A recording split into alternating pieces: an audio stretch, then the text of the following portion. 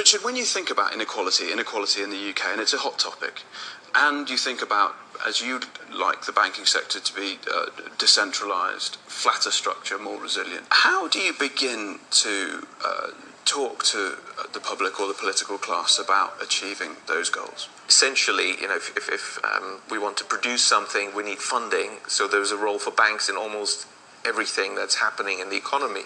But what exactly is that role? I'd like to reflect on that. Banks are being thought of as intermediaries, but this is not really what's happening. Banks, what are they then? They're creators of the money supply. So you're firmly of the view that banks create money out of thin air? Yes, well, I produced the first empirical studies to prove that in the 5,000-year history of banking. Banks are thought of as deposit-taking institutions that lend money. The legal reality is banks don't take deposits and banks don't lend money. So what is a deposit? A deposit is not actually a deposit. It's not a bailment. It's not held in custody. At law, the word deposit is meaningless. The law courts and various judgments have made very clear if you give your money to a bank, even though it's called a deposit, this money is simply a loan to the bank. That's true. Yeah. So there is no such thing as a deposit. So you think it's adequately named then? So banks borrow from the public. Okay, so that much we've established. What about lending? Surely they're lending money.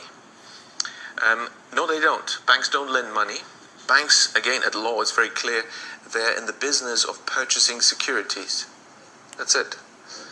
So you say, okay, don't confuse me with all that legalese. No, I want a loan. I want a loan. Yep. Fine. Here's the loan contract. Here's the offer letter, and you sign. At law, it's very clear. You have issued a security, namely a promissory note, and the bank is going to purchase that. That's what's happening. Put it in layman's terms. What does that mean? It means that what the bank is doing is very different from what it presents to the public that it's doing. How does this fit together? So you say, fine, the bank purchases my promissory note, but how do I get my money? I want, it's a loan. I want my 200 grand, right? I don't care about the details. I want the money. The bank will say, well, you'll find it in your account with us. That would be technically correct. If they say, we'll transfer it to your account, that's wrong, because no money is transferred at all. It's already in from the bank. Anywhere inside the bank or outside the bank. Why?